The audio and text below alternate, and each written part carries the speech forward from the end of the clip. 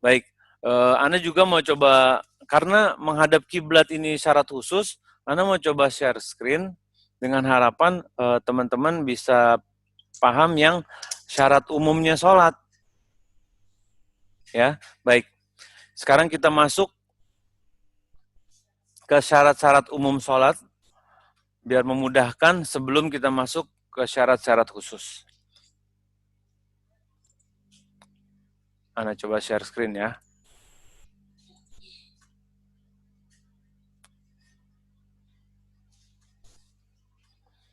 Kelihatankah? Ya, sudah.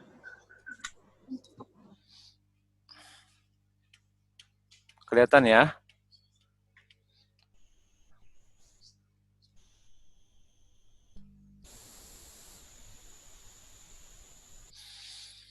Baik, kita masuk ke syarat-syarat sholat. Rasad boleh dibaca, Sat? Ya. Dari syarat sholat ada 9, dari situ aja. Syarat-syarat sholat itu ada 9 sebagai berikut. 1. Beragama Islam. Lawan dari muslim adalah kafir.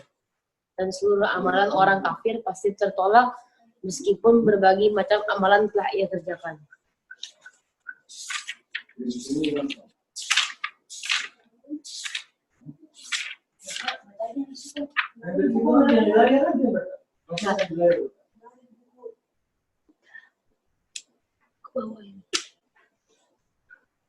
Tidaklah pantas orang-orang musyrik memakmurkan masjid Allah, padahal mereka mengakui bahwa mereka sendiri kafir. Mereka itu sia-sia amalnya dan mereka kekal di dalam neraka. Surat At-Taubah ayat 17. Dan firman Allah Ta'ala, dan kami akan perlihatkan segala amal yang mereka orang-orang kafir kerjakan. Lalu kami akan jadikan amal itu bagaikan debu yang berterbangan. Baik. Surat Al-Furqan ayat 20.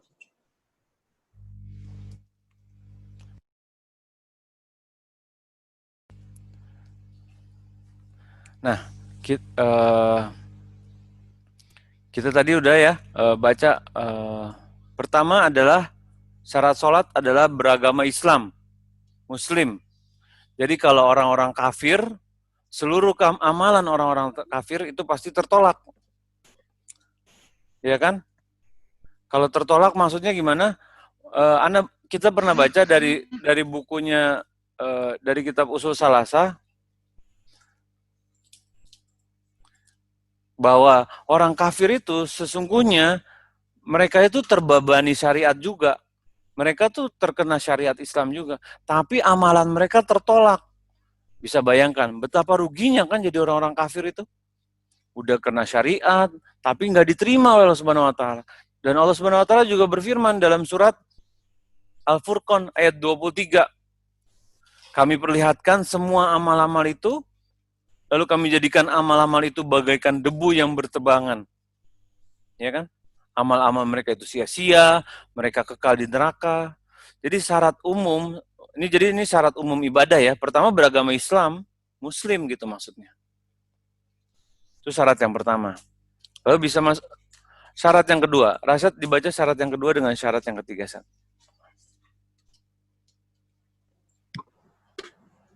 Syarat kedua, berakal sehat, waras.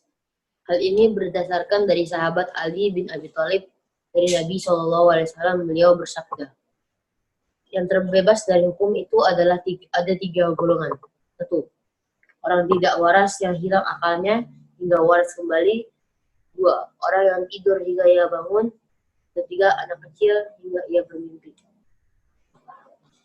3. Berusia memayis. Lawannya adalah anak kecil. Batasnya adalah usia 7 tahun. Setelah itu diperintahkan untuk mengerjakan sholat. Hal ini berdasarkan hadis dari sahabat Abdullah bin Amr radhiyallahu anhu.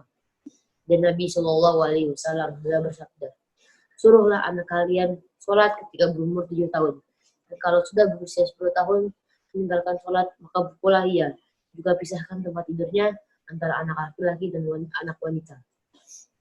Dan dari sahabat Sabrah bin Ma'bad al-Juhaini radhiyallahu anhu, Nabi SAW bersabda, perintahkanlah anak-anakmu untuk sholat ketika telah berumur 7 tahun. Dan ketika sudah 10 tahun, maka pukullah ia.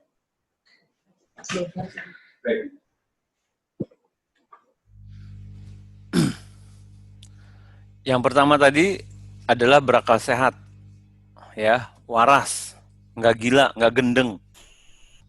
Nah, ini sesuai dari hadis dari Nabi Muhammad SAW, ya kan, dari sahabat Ali bin Abi Thalib. Yang terbebas dari hukum itu ada 3 golongan. Orang yang nggak waras hingga akalnya hingga dia balik waras, apa ya, gimana bahasanya? Jadi orang yang gila hingga dia nggak gila lagi, mungkin gila, ya kan? Terus orang yang tidur hingga ia bangun, dan anak kecil hingga ia bermimpi. Tuh. Jadi kalau misalnya orang pingsan gimana? Ya kan? Terbebas tuh dari orang koma gimana? Di ranjang rumah sakit. Terbebas dia tuh, bukannya orang koma 3 bulan di rumah sakit, pas sadar, oh kamu udah 3 bulan nggak sholat, kamu harus sholat, dikodo semuanya. Ya salah, bisa koma lagi dia nanti. Kalau 3 bulan, kalau 2 tahun dia koma gimana? Ya kan? Tapi bukan berarti, wah enak juga ya kalau nggak waras, bebas dari syariat. Ya enggak gitulah. Jangan pernah berharap ya teman-teman ya, ngawur tuh. Terus anak kecil hingga ia bermimpi. Yang kedua, berusia mumayyiz. Nah, nih apa sih mumayyiz? Mumayyiz itu lawannya dari anak kecil. Maksudnya bukan lawan berantemnya ya. Maksudnya lawan kata dari lawan usia lah, jenjang usianya. Jadi mumayyiz lawannya anak kecil, tiflun itu di bawah 7 tahun. Jadi batasnya ketika 7 tahun dia udah diperintahkan buat sholat tuh. Untuk mengerjakan sholat. Dan ketika dia udah 10 tahun, kalau dia masih nggak mau sholat, dipukul.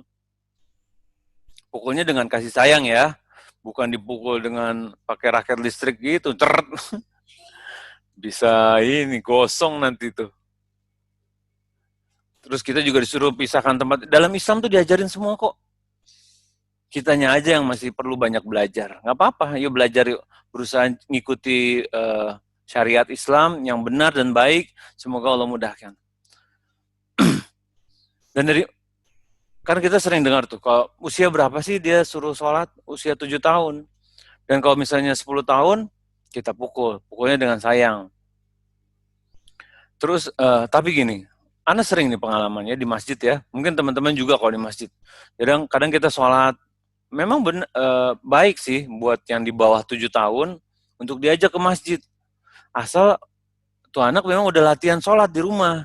Udah tahu tuh kalau sholat harus berdiri, harus diem, gak boleh lari. Tapi kalau dari rumah belum belajar misalnya, tiba-tiba diajak ke masjid, berhadapan dengan aki-aki, yang kadang ya tahu sendiri kan, suka nggak? Ya kita ngomong apa adanya lah. Kadang anak kecil dibentak lah, dimarahin lah, diusir.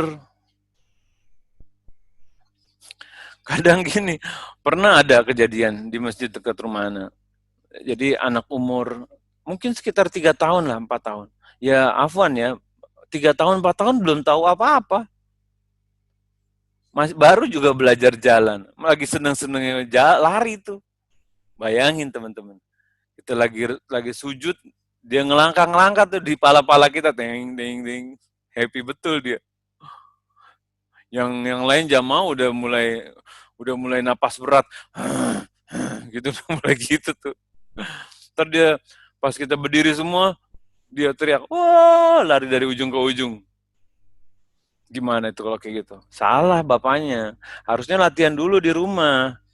Latihan dulu sholat sama ibunya di rumah. Oh iya, ya dia udah mulai bisa nih, anteng gitu. Baru aja ke masjid. Kadang biar udah 7 tahun, 8 tahun aja tahu sendiri kelakuannya. Ada kadang nggak balik usia umurnya yang jadi TK lagi. Kayak Hisam misalnya. Pergi ke masjid bawa pistol-pistolan gede-gede dua-dua. Iya. Sampingnya aki-aki lagi. Ya Allah. Dia mungkin lah AK-47 dari plastik dibawa ditaruh di tempat sujud coba. Di masjid dekat rumahnya Jida kan bisa begitu. Nggak boleh. Itu yang udah 7 tahun aja masih begitu. Apalagi yang 3 tahun, mainannya kincering-kincering semua tuh. Makanya yuk kita berusaha lebih bijak. Gimana cara? Memang baik ngajak anak buat sholat di masjid, baik anak untuk belajar. Tapi kalau dia masih belum bisa anteng, masih lari, latihan dulu di rumah, gitu. Ya. Selanjutnya itu syarat. Jadi kita udah 3 syarat ya. Pertama Muslim, kedua apa tadi, berakal sehat, ketiga mumayyiz, ya. Udah paham ya? Dapat istilah baru nih, mumayyiz nih. Jangan dilupain ya. Lanjut, Sat, dibaca lagi, Sat.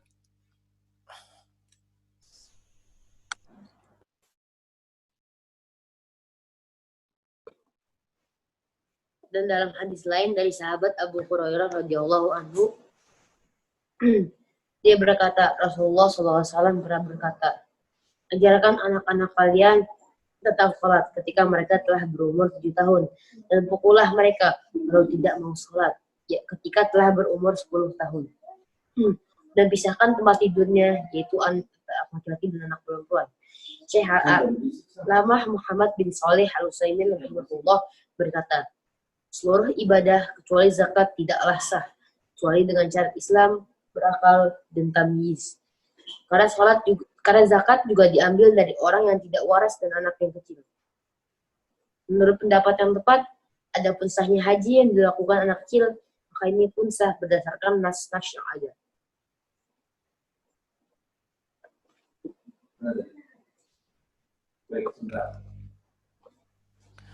Sekarang kita masuk di tidak ada hadas ya. Masih di yang tadi ya.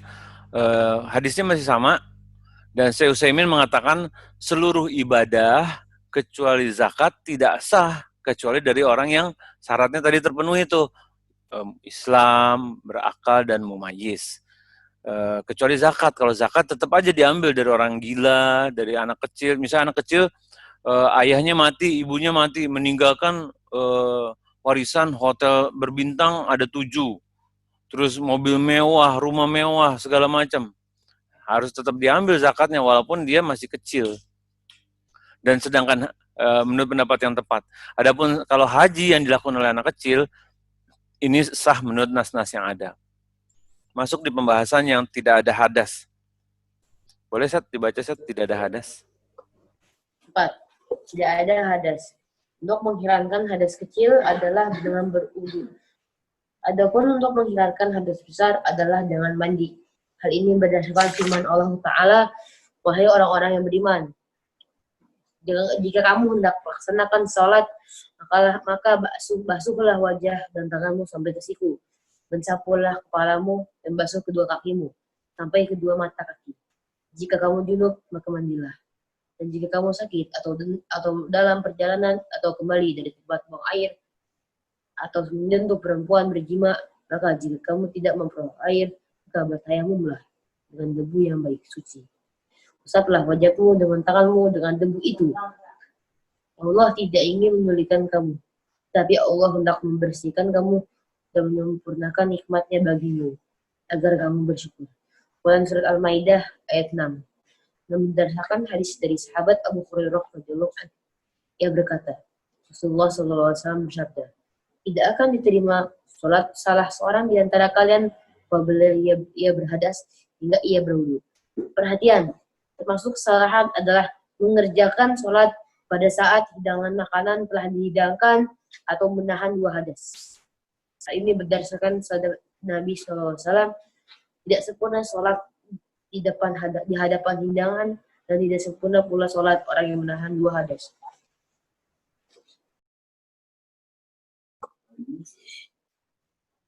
Tidak ada 5.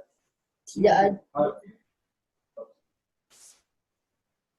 Baik. Nah, ini pembahasan selanjutnya, tidak ada hadas, ya. Hadas itu apa yang dimaksud sih hadas? Hadas itu apa ya? Membersihkan diri dari hadas. Hadas ini bersifat abstrak, teman-teman. Sedangkan najis nampak. Nah, ini bedanya hadas sama najis. Jadi hadas itu ada di diri kita. Dan kita harus bersihkan. Ada hadas kecil, ada hadas besar. Hadas kecil dibersihkan dengan wudu, ya kan, bersucinya dengan wudu. Hadas besar dengan mandi, ya, mandi junub kalau kita biasa disebut di sini. Nah, ayatnya dari mana? Ayatnya dari surat Al-Maidah ayat 6. Bagi yang punya Quran bisa lihat tuh. Ini penjelasan tentang rukun wudu juga ada di sini nih. Jadi rukunnya wudu jelas nih. Wajah, tangan, kepala, lalu kedua kaki. Sisanya bukan rukun wudu. Jika kamu junub, maka mandilah. Tapi jika uzur atau uzurnya dalam sakit atau dalam perjalanan dan tidak memperoleh air, maka bertayamum dengan debu yang baik. Nanti nih kita mau bahas di bab wudu, kita ini dulu ya.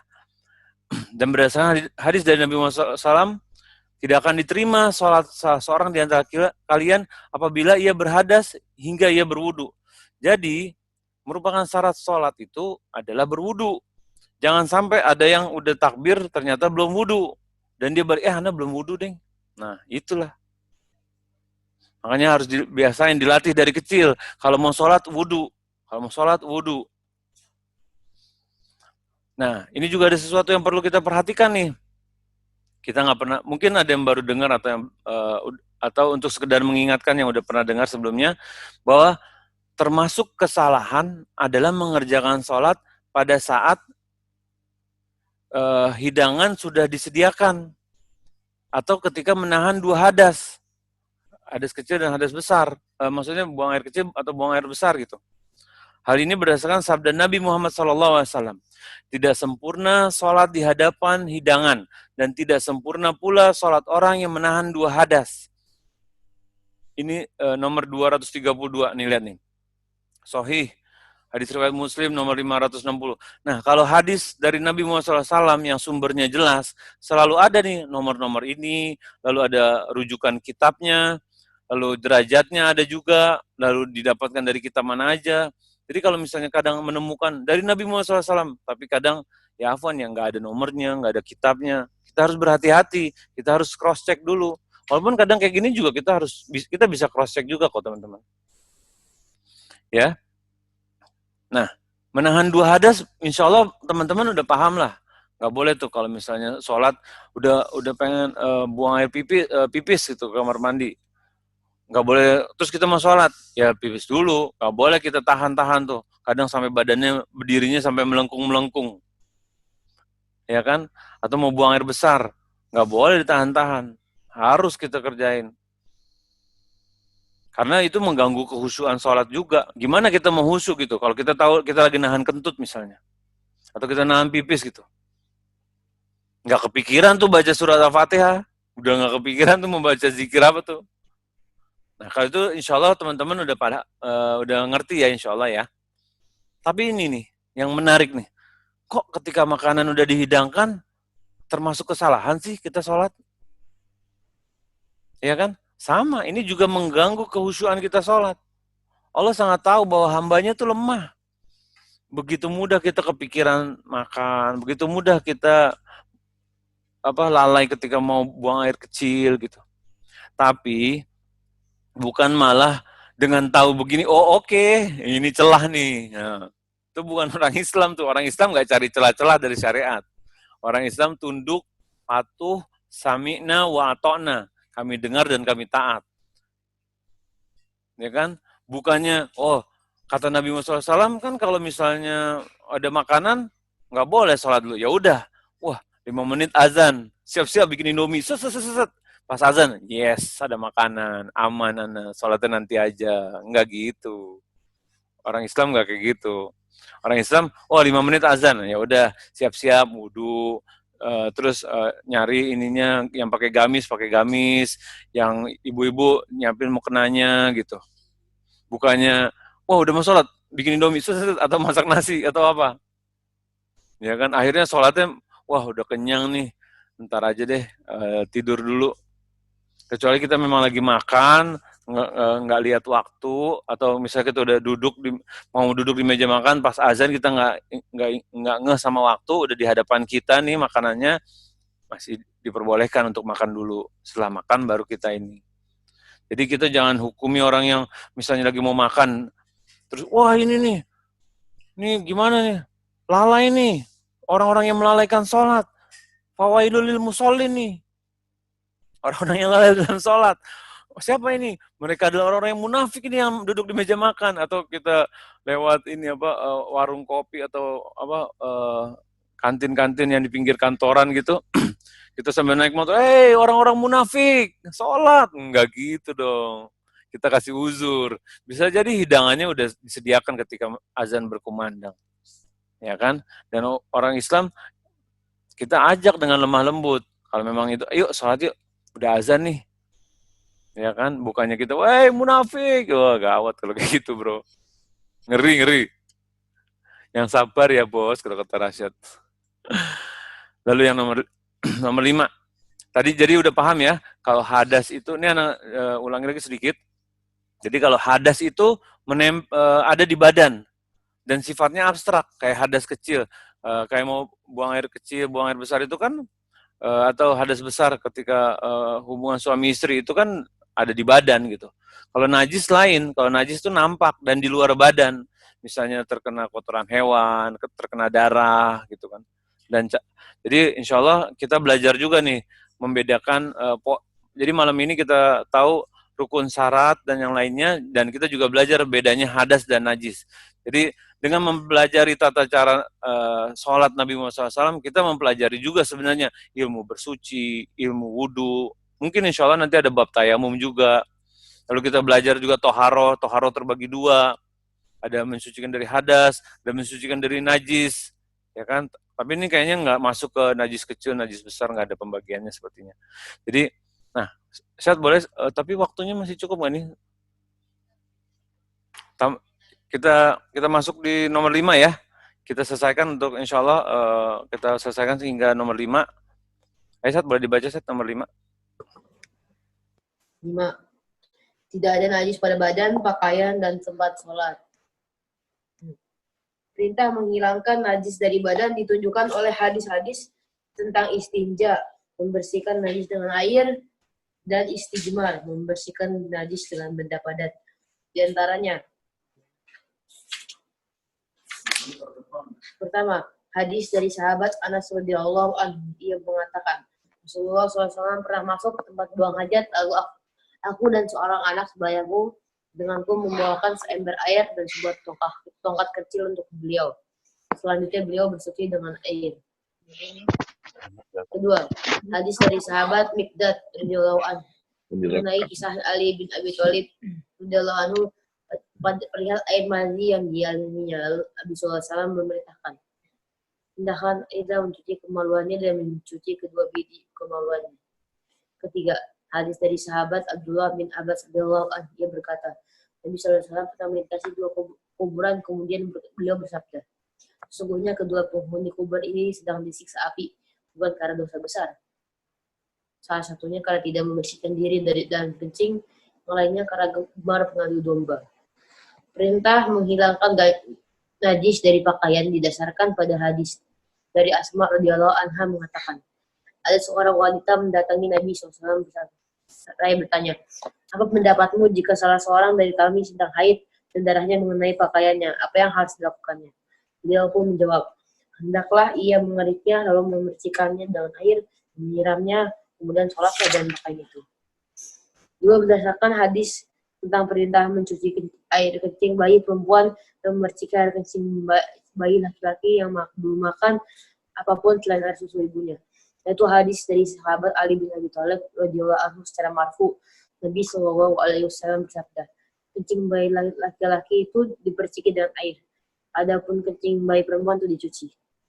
Adapun perintah menghilangkan najis dari tempat sholat adalah didasari dari sahabat Abu Hurairah, nah seorang badui yang kencing di masjid.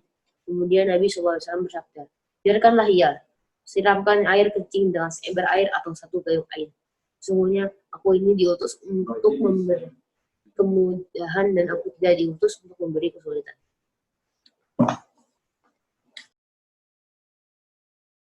Baik, pembahasan untuk terakhir di malam ini insya Allah ya. Kita masuk di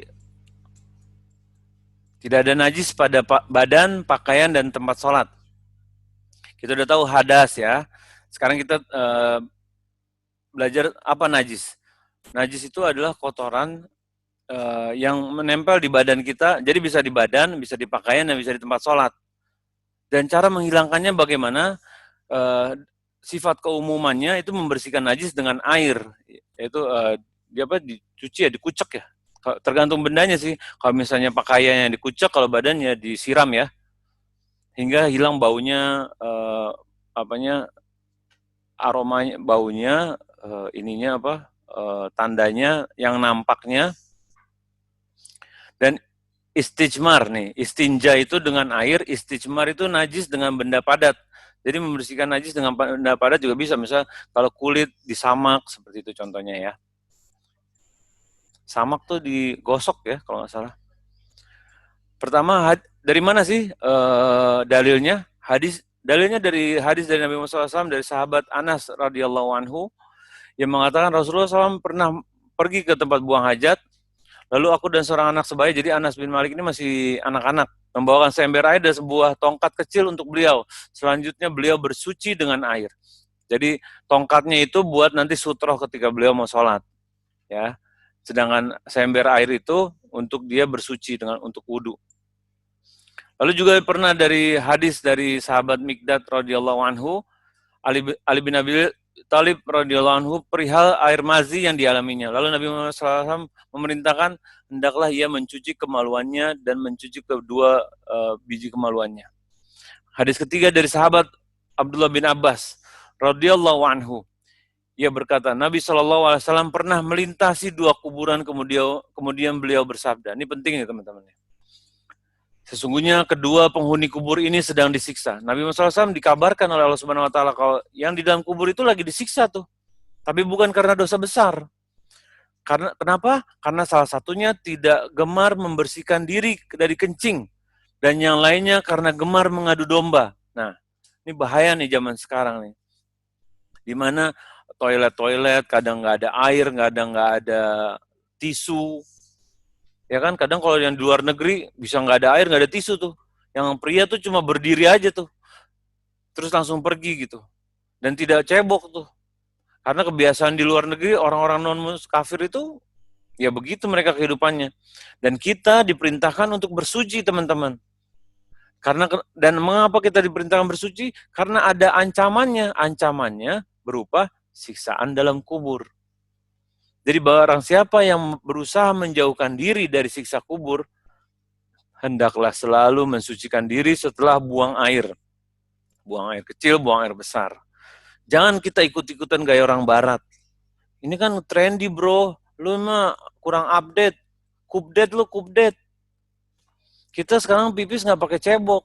Enggak, orang Islam pipis cebok. Cebok bersucinya gimana?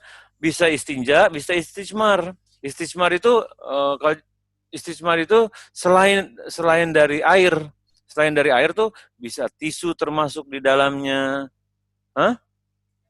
Bisa daun juga. Ya kan, bisa batu. Nah, kalau sekarang tisu lah yang diinin. Jadi kalau misalnya nggak ada air, ya ada tisu di situ, pakailah untuk bersuci. Maksudnya gini, pakailah untuk membersihkan diri gitu. Bukan bersuci. Kalau bersuci ntar nanti jatuhnya ke wudhu. Jadi ini pakailah untuk membersihkan diri.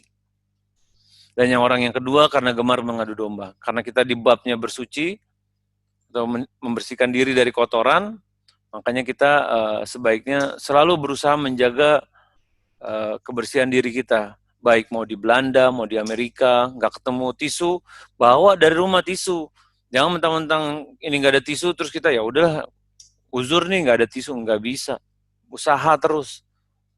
Bawa botol aqua, misalnya bawa botol aqua kecil gitu buat siram atau apa yang udah diisi air. Kadang kan kalau di luar negeri saking canggihnya, kita nggak lihat tuh airnya kemana, keluarnya dari mana nggak tahu. Kita cuma suruh poin aja ke situ, terus terjadilah apa yang terjadi, terus gimana kita membersihkan diri nih.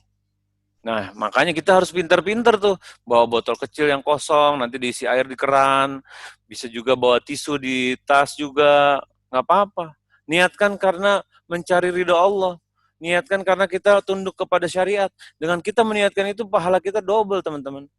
Di saat kita sulit dan kita tetap mengerjakan, insya Allah pahalanya lebih double dibandingkan ketika mudah dan kita kerjakan. Ya, jadi teman-teman yang di luar negeri jangan patah semangat, jangan cari uzur, jangan cari kemudahan. Tapi kalau memang bisa dan ada kemauan, paksain. Lama-lama biasa kok, kitanya aja yang kadang cari gampang atau malas atau apa. Nah, itu tadi mensucikan diri dari badan ya. Kalau di pakaian bagaimana? Hukum standarnya, hukum asalnya, hukum umumnya ya. Kalau misalnya di pakaian itu dipercikan dengan air, disiram hingga hilang najisnya. Nah, terus ada juga tentang perintah mencuci air kencing dari bayi perempuan dan memercikan air bagi yang belum makan apapun selain air susu ibunya. Itu kalau misalnya bayi yang baru lahir, maksudnya masih menyusu gitu ya, menyusui sama ibunya, belum kena makanan padat, boleh tuh dengan air aja dicucinya. Tapi kalau misalnya udah mulai dewasa, bukan dewasa ya, udah mulai makan nasi, udah makan nasi liwet gitu kan, udah pakai keju, nah itu nggak, mungkin kalau misalnya ada baunya harus dihilangkan juga baunya. Makan Indomie ya kan. Terus, nah bukan itu aja, bukan cuma di pakaian dan di badan, tapi juga menghilangkan najis dari tempat sholat. Apa sih najis dari tempat sholat? Itu hadis dari sahabat Abu Hurairah radhiyallahu anhu, seorang badui yang kencing di masjid. Kemudian Nabi SAW bersabda, biarkan ia, siramlah air kencingnya dengan seember air atau satu gayung air. Sungguhnya aku diutus untuk memberi kemudahan dan aku tidak diutus untuk memberi kesulitan. Lihat bagaimana dakwah Nabi Muhammad SAW kepada orang Badui ini. Bayangin, sahabat itu udah pada, wah gimana kalau kita penggal aja di lehernya. Masjid kita bangun sama-sama, dia pipis di situ. Coba. Nabi Muhammad SAW, enggak tuh. Udah biarin aja. Karena dia tahu, ada mudorot yang lebih besar. Kalau misalnya lagi pipis terus ditarik-tarik, apa yang terjadi? Kemana-mana itu kan. Malah becek, malah berantakan tambah. Tapi dibiarin sampai selesai, ntar tinggal dibersihin. Gitu yang kita harus kerjakan. Ya kan? Seperti pernah kan ada cerita tentang ada yang seekor anjing masuk ke dalam masjid. Ya kan? Terus ada orang kafir yang membawanya atau gimana, Ana lupa detailnya. Nah, dikejar-kejar tuh sama takmir. Bayangin tuh anjing dikejar-kejar jadi makin kemana-mana larinya. Bukan gitu, biarin nanti juga kan keluar. Nah, setelah keluar kita lihat tuh mana tempat dia keluar bergeraknya, kita bersihkan dengan air.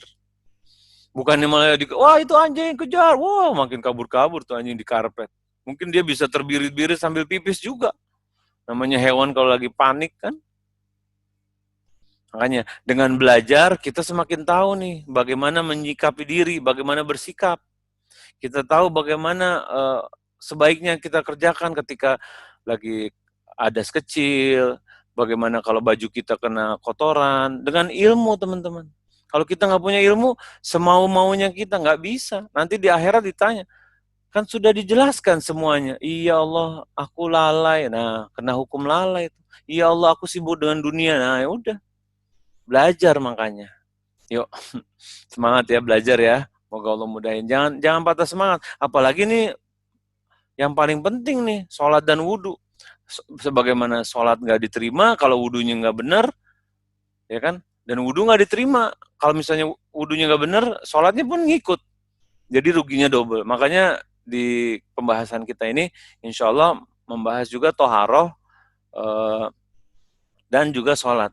Berdasarkan kitab ini urutannya dia pembahasan sholat dulu. Baru nanti di bab terakhir ada tentang wudhu. Anda mengikuti pembahasan kitab aja ya. Sebenarnya bisa sih dibalik biar wudhu dulu gitu. Tapi biar runut gitu, insya Allah pasti ada alasan kenapa tiga ulama besar ini disusun seperti ini gitu.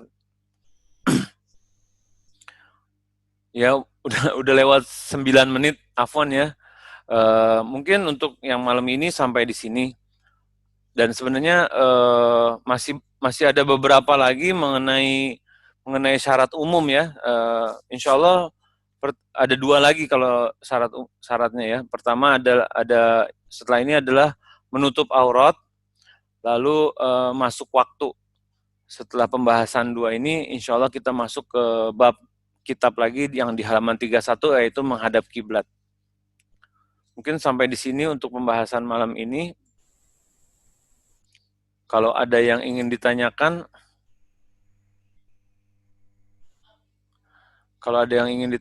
Anda bisa. Yang Pak Budi kemarin bertanya, Pak Budinya hadir nggak ya? Oh, Pak Budi ada ya? Jadi kemarin setelah dilihat, kemarin itu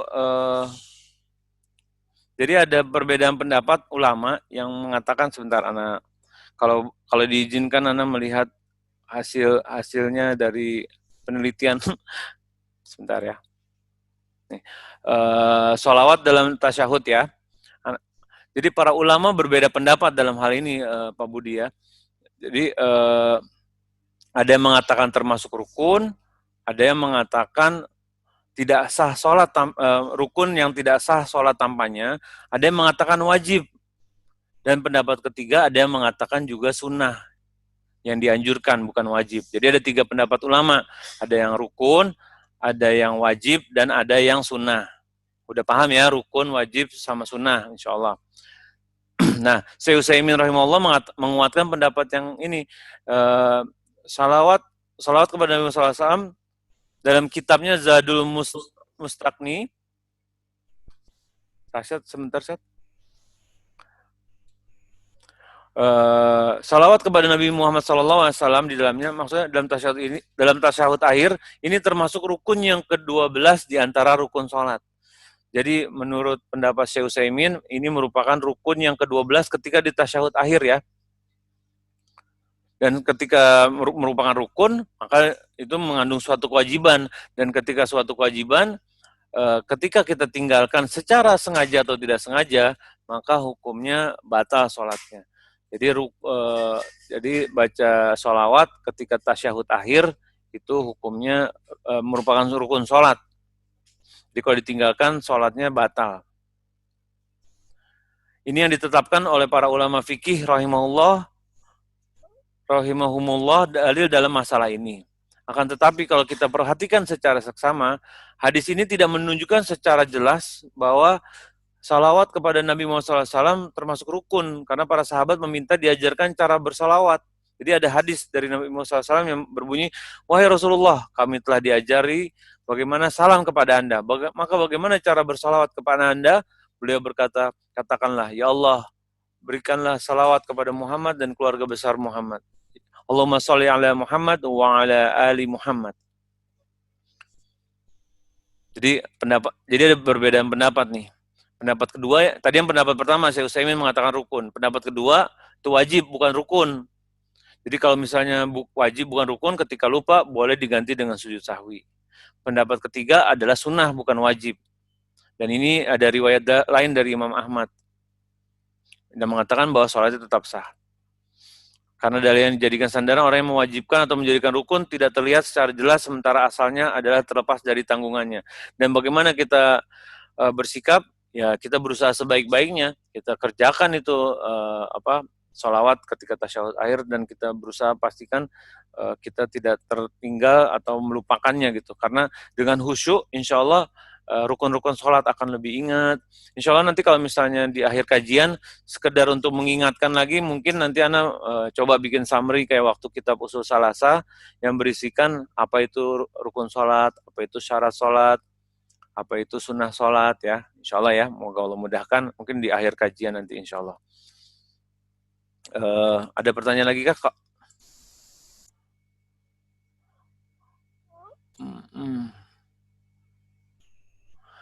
Buat Kak Intan, insya Allah nanti bukunya dikirimkan ya, hadiah menang kuis.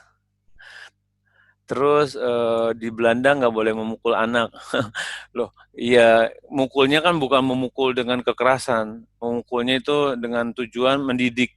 Dan mendidik itu kita, dan ini yang mengajarkan, ini yang hadis dari Nabi Muhammad SAW, jadi kita tunduk sama syariat ketika kita diperintahkan. Dan tentu kita berusaha dengan, misalnya kita bisa, nggak cukup dengan memerintah, misalnya nggak mau sama sekali sholat ya, kita diperintahkan untuk memukul.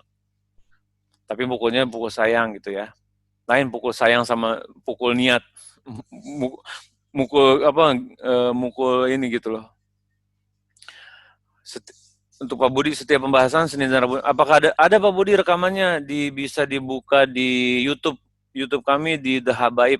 Bisa follow di akun Instagram The Habaib nih. Ana coba tulis ya. The Habaib. Bentar.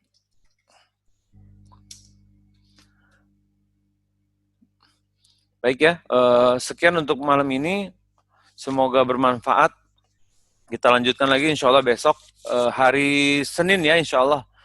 Yang belum punya kitabnya masih ada berapa hari buat beli nih kalau misalnya itu biar ilmunya bisa lebih lebih lengkap, lebih sempurna karena ilmu itu lebih kuat dengan dicatat.